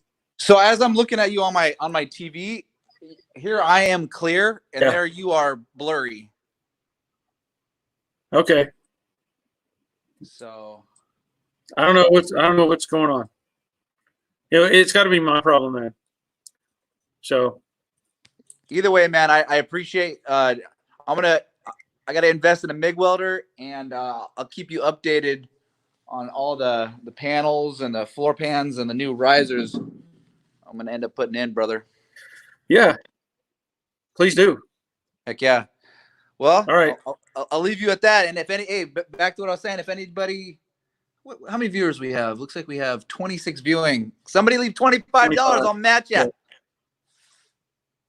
Yeah. Great. Now I have to sit here for another hour until somebody comes up with 25 now. I appreciate that, though. All right, brother. Hey, I'll talk to you later, dude. All right. Later. All right. See ya. Okay. So Footage Factory was here, checked in. He's building an interesting project. I'm looking forward to having him when he gets that together. I'd like to really see it put together. Let's see. Arthur. Yeah, it's my internet that's slow. I'm definitely sure of that. Guys, I got a Millermatic 145 that I'm seriously in love with. It is a beautiful welding machine. Yep. I like Millers make great welders. I can't argue that. All right. So Jeff is saying my stream is fuzzy and I'm lagging, and yeah.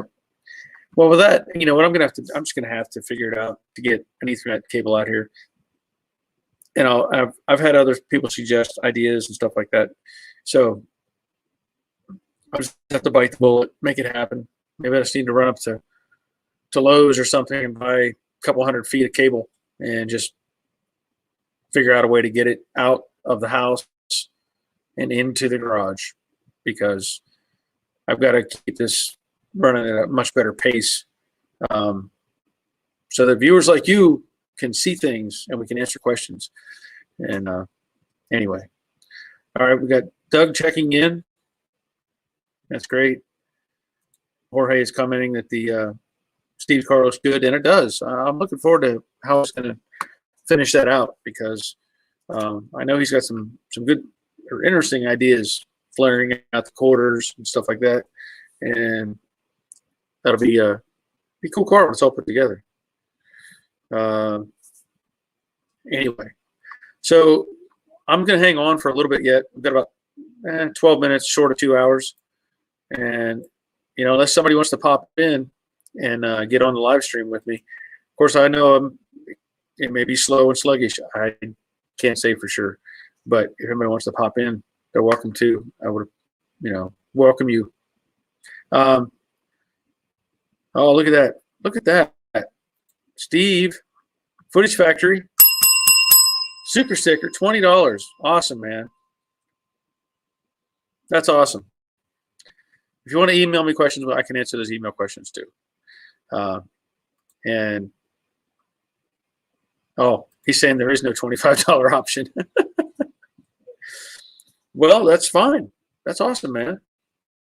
I'll gladly accept $20. Gladly. And I like I said, I'm looking forward to you getting that car put together. I think it's going to be really cool looking when it's finished. Even though you're shipping it over to Scotland. I was bringing that up because I told my wife that you had mentioned that, and she said she wants to go to Scotland.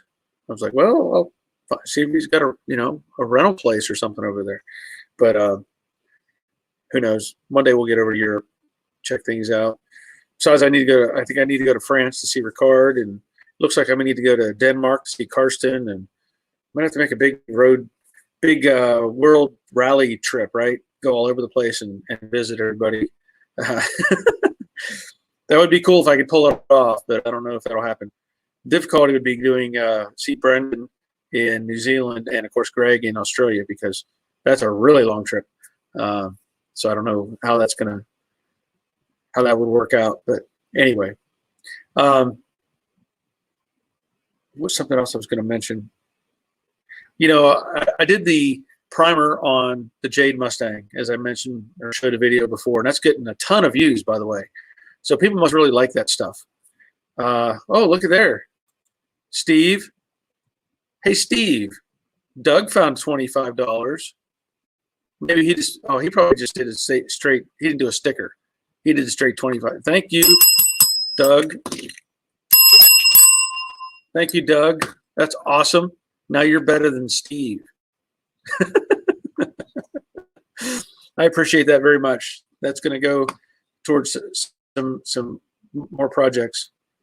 Oh, wait a minute.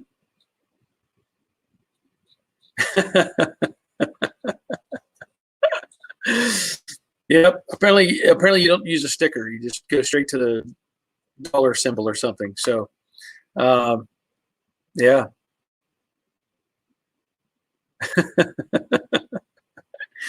It's all good, man. It's all good. Trust me.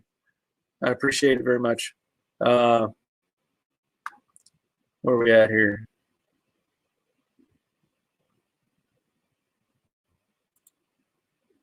I gotta see how this works out. Okay, so, oh yeah, Ricard says he has to save his money for the hat. That's fine. Yeah, yeah, we'll talk about it. Figure out how to get it to you. I don't know what the you know, obviously the rates are. So, let me. Doug says, I'll have more questions on my projects when I get back to Dallas Fort Worth. Okay, that'll be great. Footage factor, when I get the water, I might need your help setting up the gas. Okay, we can work around that. Jorge, oh, so he just put $150 on Amazon again, which gives me a percentage onto my Amazon account. So I appreciate that, Jorge. I want to say George because it says George, but I know you go by Jorge, if I understand correctly. Maybe you go by both. I don't know, but I know it says George here. So thank you for that. And okay, so Amar, we get back to him. How do you order parts for these classic cars? Well, typically I order, well, I used to order through Mustangs Unlimited, but apparently they're gone. So I now order through CJ Pony Parts for the bulk of stuff. There's also, I think it's Kentucky Mustang. You can get parts. There's NPD that you can go to. There's several others that are out there. And there's also, you can go through Dynacorn, but you have to find a distributor. And I mentioned it before, and I don't have his information in front of me. What's his, Ron Wolf is the guy that I'm friends with on Facebook. Wait a minute. Did Karsten, wait a minute. Karsten, did you send me $50? Is that what I'm seeing? $50 super sticker. Holy cow. I don't know how many bells that is. I don't know how many. That's awesome. That makes Steve look puny. Steve, he showed you up, man. Yeah, that's awesome, Karsten. Thank you very much. Thank you. Seriously, that's awesome. That is fantastic. Thank you very much. Yeah, it is awesome, Jeff. Yeah. Yeah, let me leave Karsten up there a minute because he's sending me some money from DKK50. I'm guessing that's Denmark. I don't know how that works.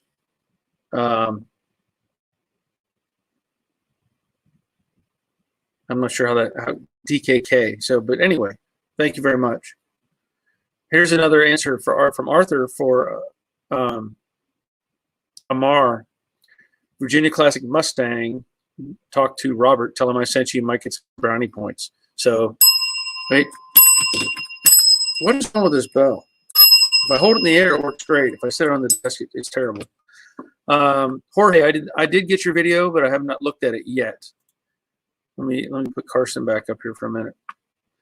I have not looked at it yet. I was busy all day yesterday, and by the time I got home, it was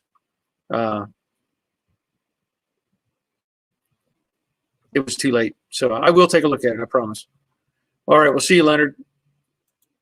Okay, Carson. Okay, $10 US. Well, that's still good. That's still good. So, Steve, you've been taken back in, but that's still good. Thank you. Yeah. I mean, it's not that complicated. It's just one little thing. But if I sit it on the table, it wants to stick. Wait a minute. Maybe it's just okay. Sure, it's going to work now. It's going to work now. Fantastic.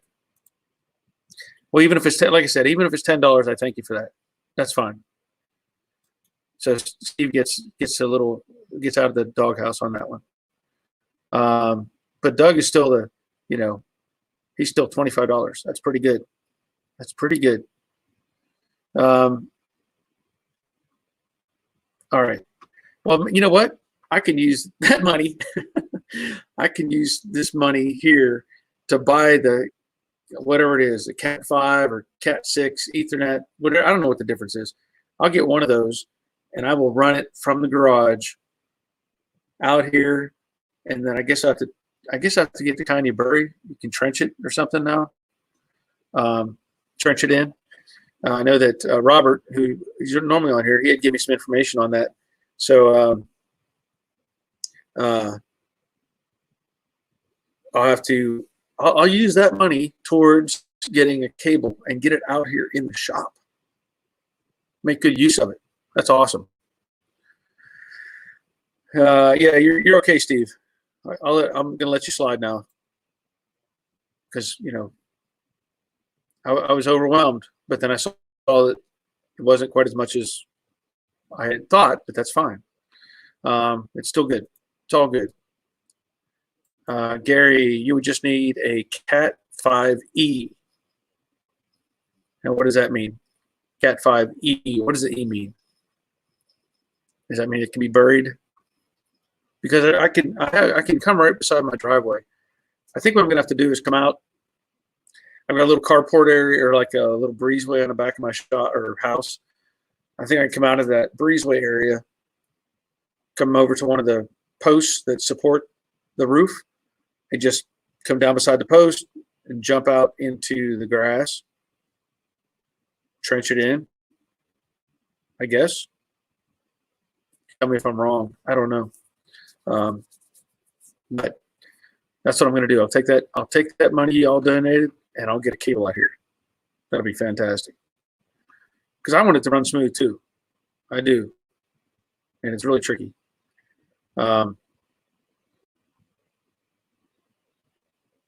Okay, so Gary is saying Cat 6 would be expensive and overkill. Okay, that's good to know. Cat 6, okay, just the protocol. So it's just the name, I guess. Yeah, it is. Yeah, Steve, it is.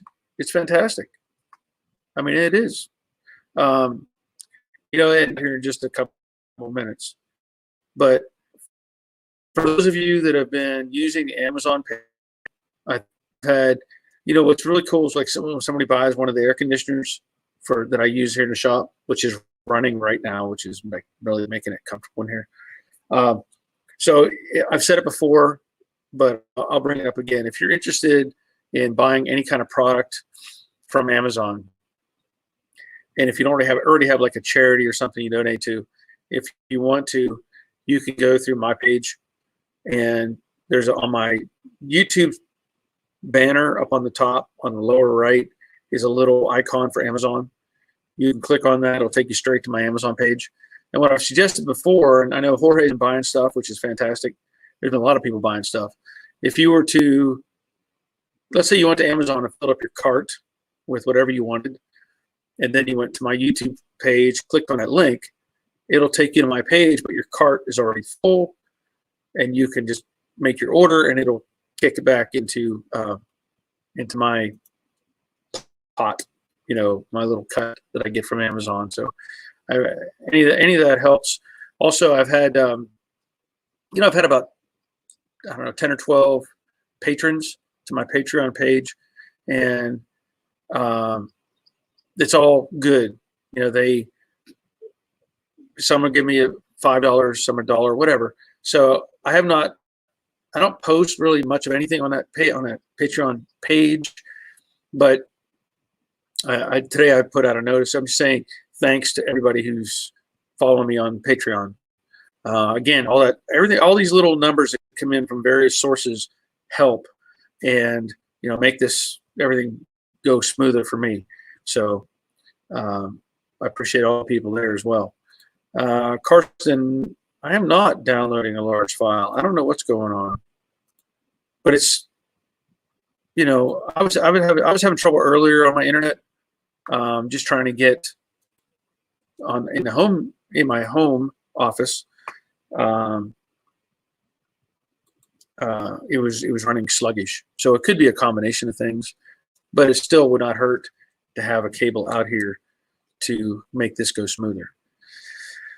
I think that's going to be it for today. So we're down to, we got 23 viewers, which is still cool. And I'm happy all of you were able to take some time out of your day to spend some time here watching this mess.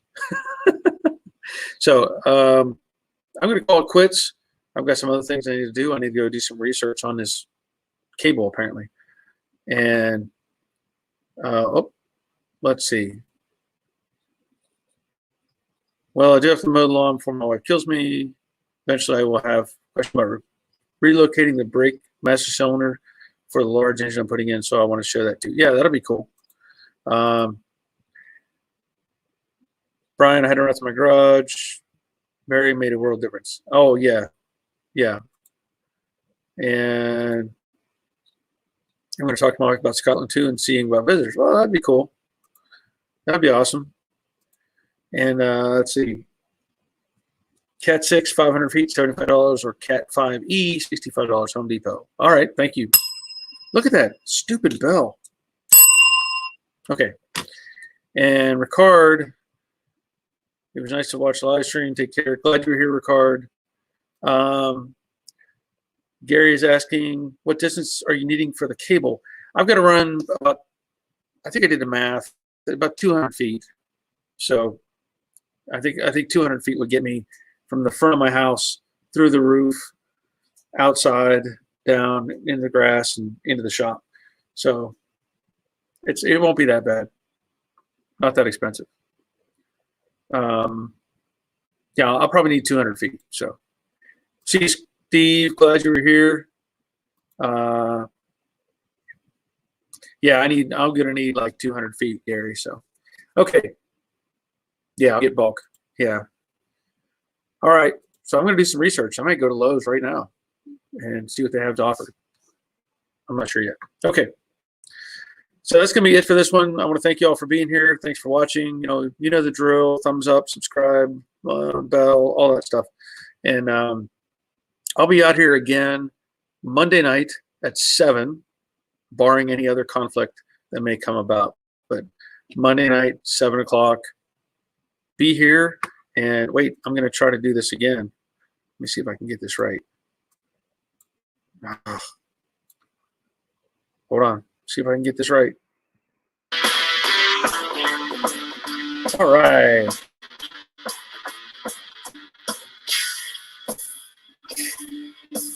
That song is called Chunk, by the way, if you can hear it.